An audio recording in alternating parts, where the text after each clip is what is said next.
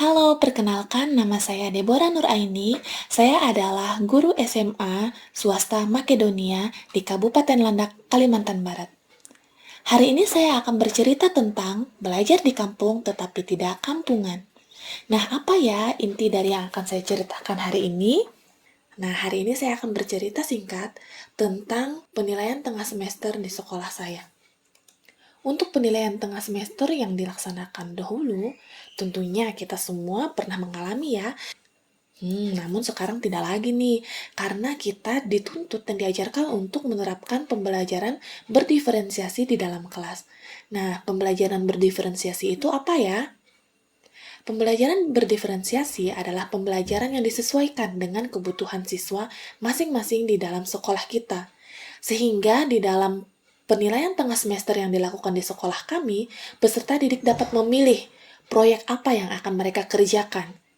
Di dalam memilih proyek ini, peserta didik diberikan kebebasan sehingga mereka boleh memilih kelompok mereka sendiri, kemudian mereka boleh memilih pembimbing mereka sendiri. Dan di dalam penilaian tengah semester ini, tentunya akan membawa peserta didik untuk berpikir berdasarkan aset. Seperti contoh yang dilakukan di dalam penilaian tengah semester yang dilaksanakan serentak selama 1 minggu di sekolah saya. Peserta didik yang tertarik untuk mengambil bidang bioteknologi untuk masa depan mereka nanti, mereka memilih untuk melaksanakan proyek bioteknologi.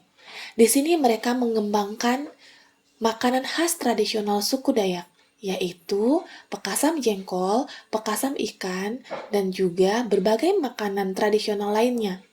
Namun uniknya, di dalam praktiknya, mereka mengembangkan sendiri produk tersebut dan meningkatkan kualitas serta rasa yang dimiliki oleh produk tradisional tersebut. Sehingga yang sebelumnya produk tradisionalnya terlihat monoton, jadi lebih menarik ya. Kemudian tidak hanya itu, untuk peserta didik yang bercita-cita menjadi petani, mereka mengambil proyek bercocok tanam. Di sana mereka belajar bagaimana menanam menggunakan media air, yaitu hidroponik, sehingga mereka bisa mengerti dan memahami bahwa bercocok tanam tidak hanya bisa dilaksanakan di lahan yang luas, namun di lahan terbatas. Bagaimana dengan siswa yang bercita-cita menjadi laboran? Nah, untuk siswa yang bercita-cita menjadi laboran, dilaksanakan praktikum-praktikum sederhana yang dilakukan selama masa proyek yang dilaksanakan. Dalam pelaksanaan proyek ini, mereka meneliti dan melaksanakan praktikum-praktikum sederhana untuk berproses dan menemukan sesuatu. Contohnya, mereka melaksanakan uji kontraksi otot pada otot katak. Di sini mereka membuktikan bahwa ternyata memang benar nih, otot manusia itu bisa berkontraksi dan berelaksasi. Selanjutnya, untuk peserta didik yang memiliki cita-cita sebagai ilmuwan dan peneliti, dilaksanakan proyek praktikum kultur jaringan. Di dalam proyek ini, peserta didik mengkultur tanaman aglonema dan juga tanaman pisang. Terdapat juga penilaian untuk daur ulang kertas, kemudian dunia pertukangan. Bagi peserta didik yang memiliki cita-cita sebagai dokter maupun perawat, di dalam proyek penilaian tengah semester ini, kami melaksanakan klinik kesehatan.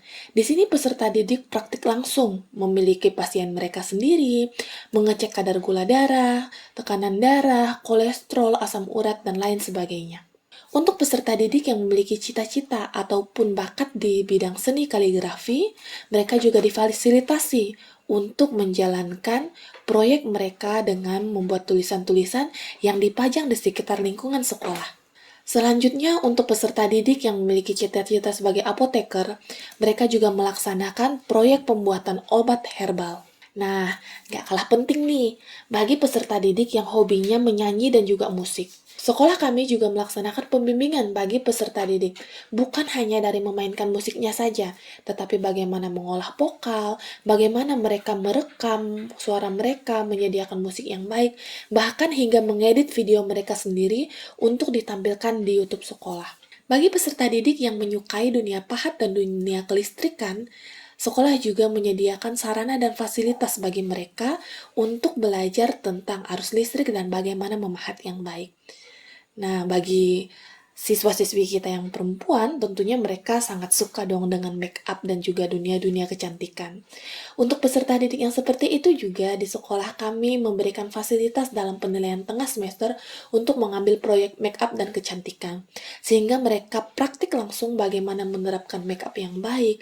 Selain itu, untuk peserta didik yang sangat mencintai budaya dan kearifan lokal, di sekolah juga memfasilitasi untuk pembuatan baju adat Dayak yang berasal dari hasil rancangan sendiri, kemudian mereka akan membuat produknya untuk digunakan bagi inventaris sekolah.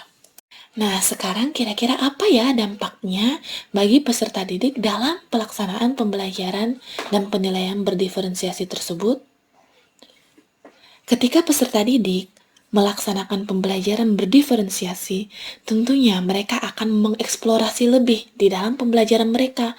Karena tentunya ketika mereka memiliki minat dalam bidang tersebut, mereka akan melakukan yang terbaik dari diri mereka. Lalu bagaimana dengan pembelajaran saya ke depannya, khususnya di dalam pembelajaran biologi? Nah, untuk pembelajaran biologi ini, saya yakin bahwa pembelajaran yang menyenangkan adalah pembelajaran yang akan membawa peserta didik untuk menikmati pembelajaran. Sehingga tantangan terbesar saya adalah bagaimana saya membawa peserta didik saya untuk menikmati dan mencintai pembelajaran biologi. Karena saya percaya bahwa ketika mereka mencintai pembelajaran biologi, maka mereka akan memberikan yang terbaik di kelas. Dan mereka juga akan menikmati seluruh proses pembelajarannya, sehingga bermanfaat bagi kehidupan mereka sehari-hari. Sekian cerita dari saya. Teach, touch eternity and change heart. Saya percaya dengan moto hidup saya yaitu, dapatkan hatinya, ubah hidupnya. Maka dengan mendapatkan hati peserta didik saya, maka saya akan dapat menyentuh hati mereka dan juga mempersiapkan diri mereka untuk masa depan mereka yang lebih baik. Semoga video saya bisa menginspirasi seluruh guru di Indonesia. Terima kasih untuk perhatian yang diberikan, dan salam sejahtera.